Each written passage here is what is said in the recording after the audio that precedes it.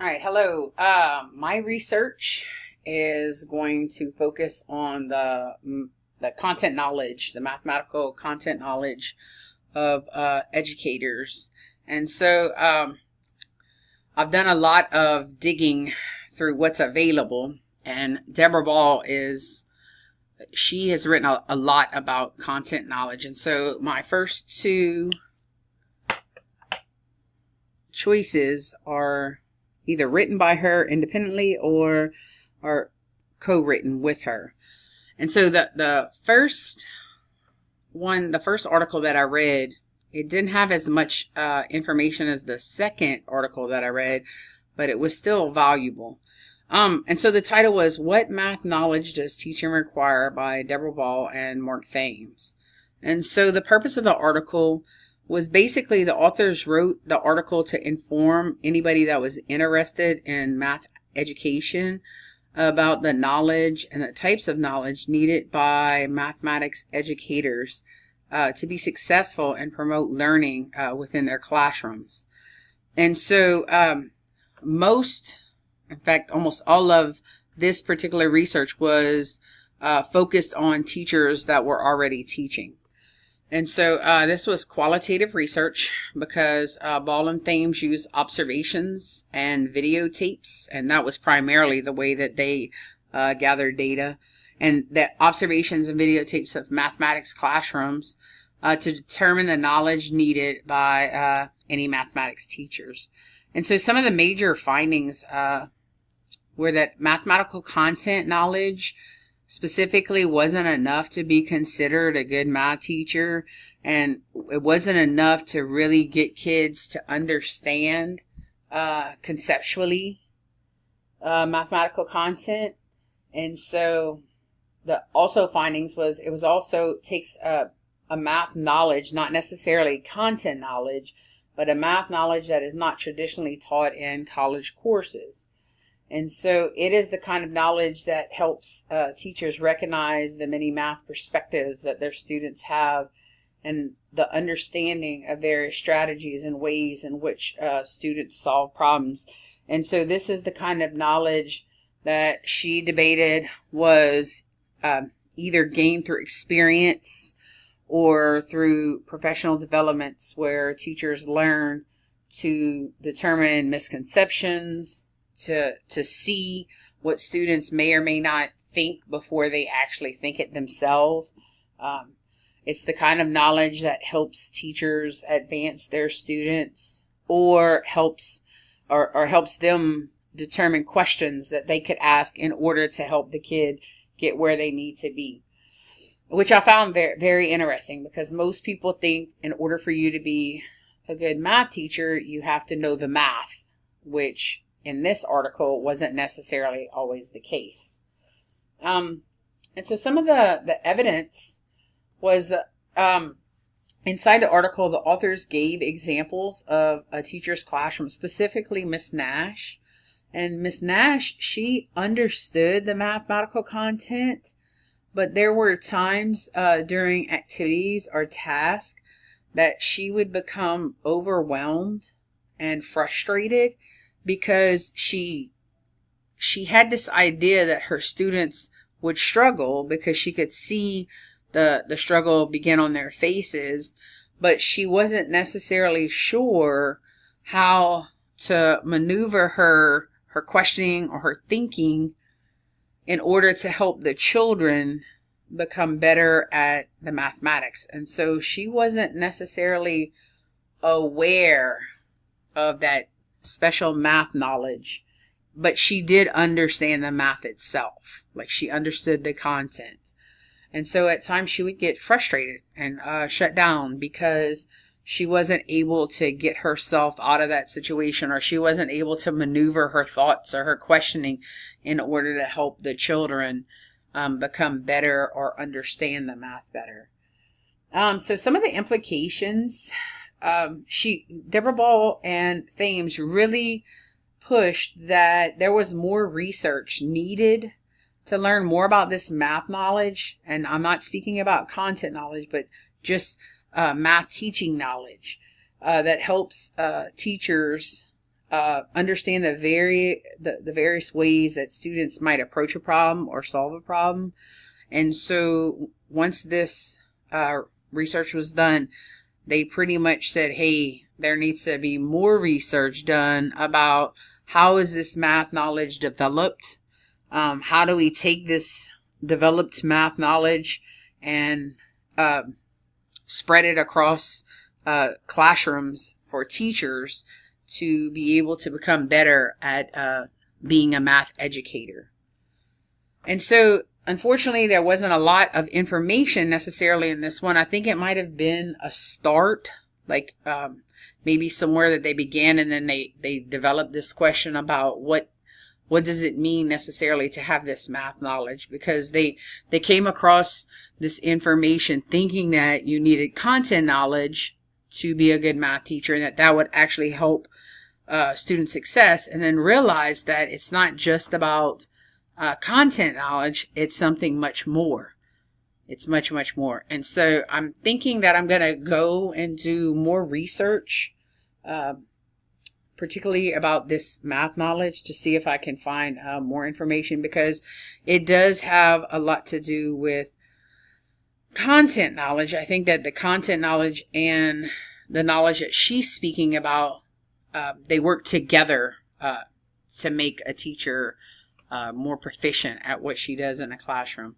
Okay, so the second title was The Mathematical Understanding That Prospective Teachers Bring to Teacher Education, and this was written solely by Deborah Ball. And so this was a study that she conducted to develop an understanding of the mathematical knowledge of pre-service teachers and to determine the role that the knowledge and beliefs about mathematics, and what role did that play in the teacher's ability to instruct children in a mathematics classroom. And so it was similar to the last research in the fact that the idea was content knowledge had some effect on learning, but there was a more focus on content knowledge specifically itself. And there was this was actually a very interesting article.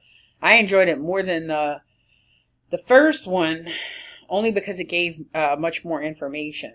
Okay, so the sample included 252 pre-service candidates throughout their last year of pre-service and their first year of teaching. And that was across 11 different colleges around the United States. And so they use quantitative and qualitative data.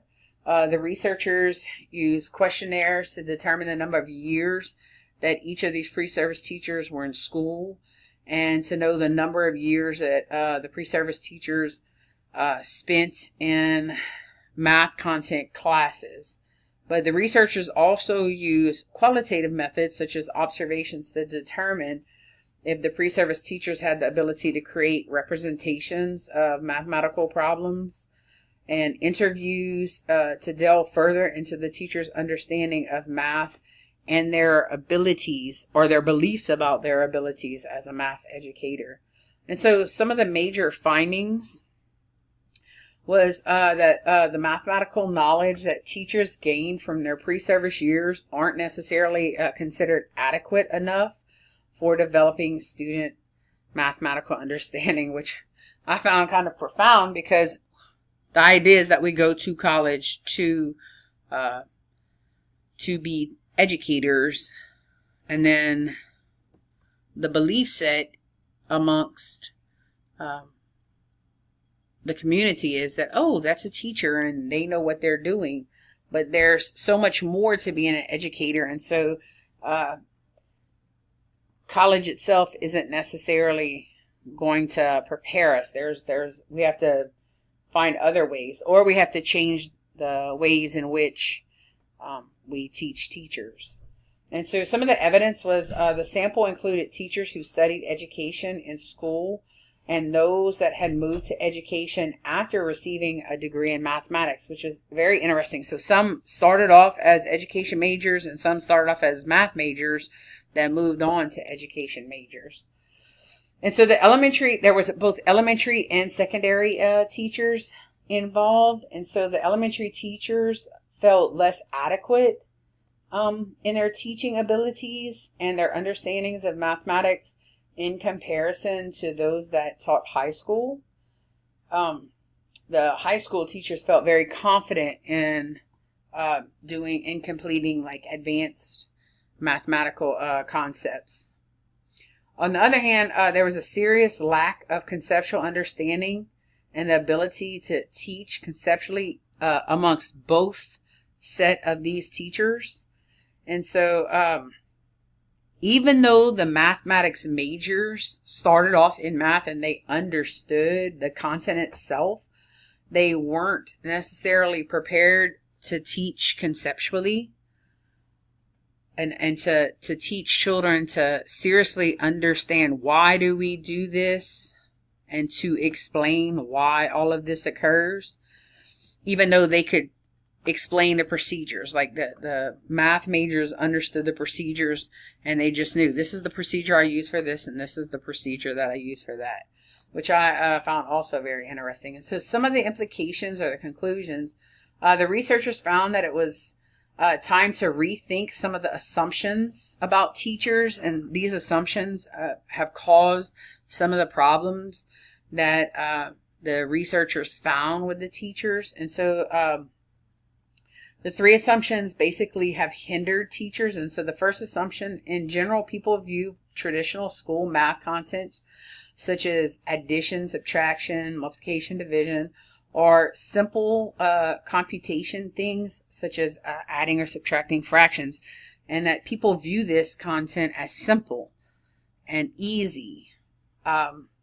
Two, the second assumption would be that college classes are centered around methods courses instead of content courses, because many believe that teachers have already learned the content in their schooling, whether it was in elementary school, middle school, or high school, that people believe that these teachers already understand the content, and so now we just have to teach them the methods in which to teach the content.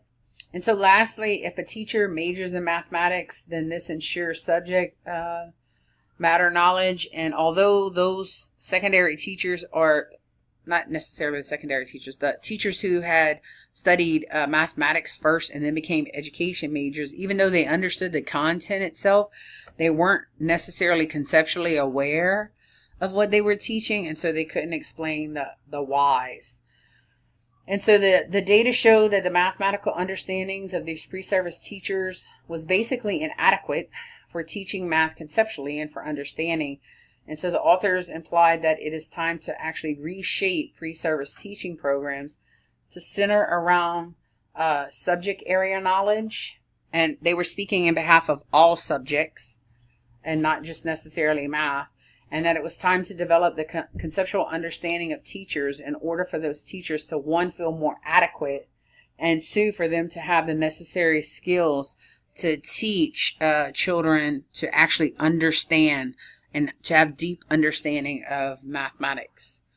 And so I actually look forward to reading more of these articles. One, because math is my thing, and two, because content area or the understanding of what a teacher needs actually to be effective in her mathematical teaching is really important to me. And so thank you very much for listening.